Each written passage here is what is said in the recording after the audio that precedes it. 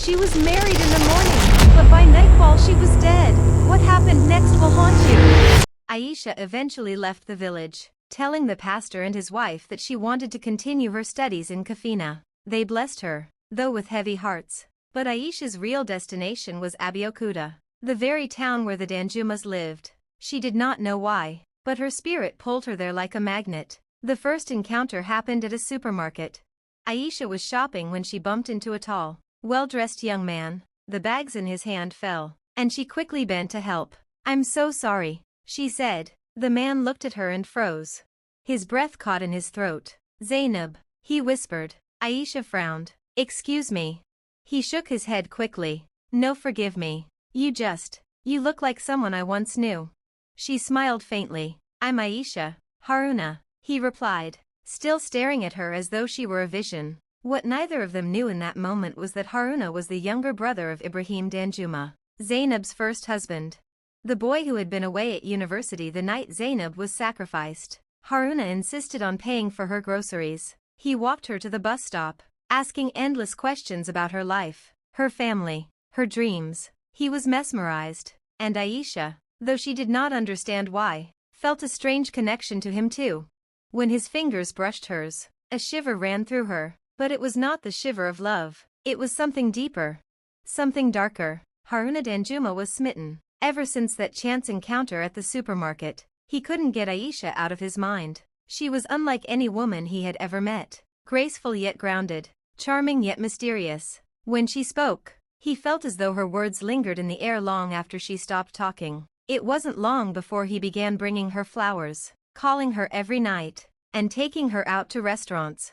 Within a month, his heart was no longer his own, and Aisha, she accepted his affection with a calm smile, but inside her chest burned a different fire. Each time she touched his hand, her memories sharpened. Within weeks, Haruna invited Aisha to dinner at his family home. The moment she stepped through the massive black gates, her heart pounded, her vision flickered again, flashes of blood, fire, chanting. She almost stumbled, but Haruna caught her. "Are you all right?" he asked, concerned. "Yes," she lied, forcing a smile. Inside the mansion, Mama Hadiza sat in the living room, her wrapper tied tightly, gold jewelry glinting. The moment her eyes landed on Aisha, her body stiffened. She felt as though someone had poured cold water down her back. This girl's face. It was impossible.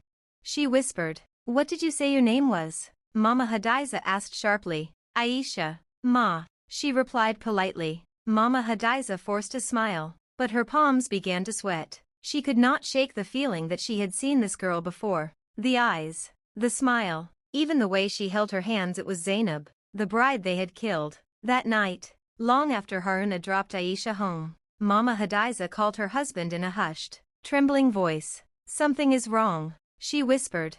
"The girl, she looks exactly like her, exactly like Zainab."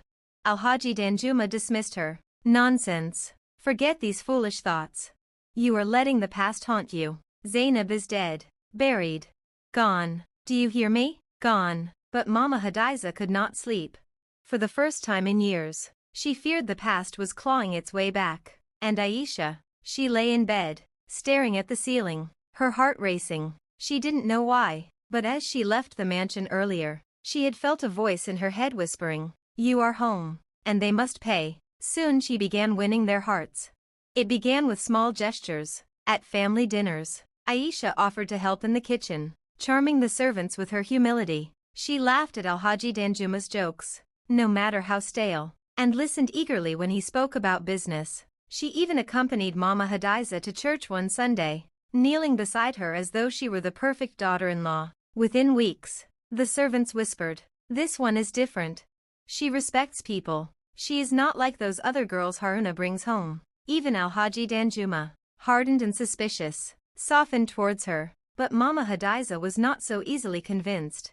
She watched Aisha closely, her eyes narrowing each time the girl smiled. By the third month of their courtship, Haruna was restless. One evening, he drove Aisha to a quiet garden restaurant by the river. After dinner, under the soft glow of lanterns, he reached across the table, holding her hand. "Aisha," he said, his voice trembling, "I know this may sound sudden, but I don't want to waste any more time. Will you marry me?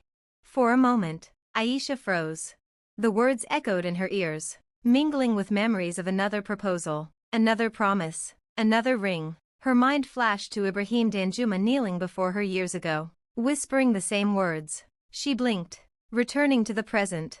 Haruna's face was hopeful, innocent, full of love, and that was when her lips curled into a faint smile. Yes, she whispered.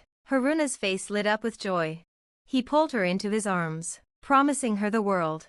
The wedding day arrived. The ochre formation glimmed under the sun, polished and proud. Guests in dazzling outfits whispered admiringly, unaware that the past was clawing its way into the present. Aisha, in a simple yet elegant white gown, moved gracefully, her every step purposeful, though inside, Zainab's spirit called like a quiet storm. As the ceremony began, Haruna held her hands, unaware of the storm he was about to witness. The priest cleared his throat, ready to speak, when suddenly, Aisha felt a surge of energy, cold yet familiar, brushing her mind. She froze mid-step, her eyes turned a shade too red for mere reflection. A voice, low but unmistakable, whispered in her ear, "It's time." "They must confess," the guest murmured, noticing the sudden tension. Haruna frowned. "Aisha, are you okay?" Suddenly, a chill ran through the hall. Candles flickered violently. Guests shivered. Aisha's eyes, normally warm brown, flashed red for a heartbeat. A low, hollow voice echoed through her mouth, not her own. "I have returned to claim justice." Gasps swept across the crowd. Aisha, or rather Zainab, lifted her head, and every eye in the hall was drawn to her. The air thickened with tension. Haruna staggered back in shock. "Aisha? What's happening?" Zainab's voice flowed clearly now, resonant and terrifying. "Alhaji Danjuma, Ibrahim Danjuma, Mama Hadiza. Your lies have festered long enough. Today, everyone will know the truth." The crowd parted instinctively, murmuring in fear. Ibrahim turned pale, trembling violently.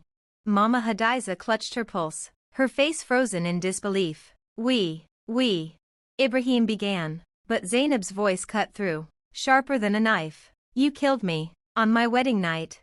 You soaked your hands in my blood to feed your cursed greed. Do you deny it?" The Danjumas were paralyzed. The guests leaned forward, sensing the gravity of what was unfolding. Ibrahim dropped to his knees, tears streaming. "It's true, all of it. I never wanted." Zainab's presence intensified, and Aisha's body seemed to shimmer, flickering between her own face and Zainab's pale, blood-streaked visage from that night. The priest's voice wavered. The ceremony halted. Uncle Bashir, Alhaji Danjuma's brother, stammered, We thought it was necessary. Wealth, family." Zainab's laughter, cold and mournful, echoed in the hall. "Necessary. Murder is never necessary. You stole my life. You buried me. You lied to the world. And now it ends." One by one, the Danjumas confessed, their voices breaking, trembling, each revelation louder than the last. Guests shrunk back, some weeping, others whispering frantic prayers. Mama Hadiza sank into her chair, her hands shaking. Alhaji Danjuma, defeated, muttered, "Gone." The truth, finally, gone. Then, as suddenly as the storm had erupted, a warm breeze swept through the hall. The red glow in Aisha's eyes softened, her body relaxed, and a chilling presence lifted. Zainab's voice, soft now, whispered, "Justice is done. I am free." Aisha blinked, her own eyes returning to their warm brown. Tears ran down her cheeks, but her heart felt lighter than it had in 7 long years. Haruna rushed to her side, enveloping her in a protective embrace. "It's okay. You are safe," he whispered. Far away, Zainab's family had received the news. Mama Sadia fell to her knees, clutching her husband. "Musa, my child. They lied to us, all these years." Mr. Musa's fists were clenched in anger and sorrow. "They cannot escape this. Not ever." When the family arrived, they embraced Aisha, now the vessel of both strength and memory. The Danjumas, their wealth and influence shattered by the exposure, were shunned. Their greed and cruelty now lay bare for the world to see.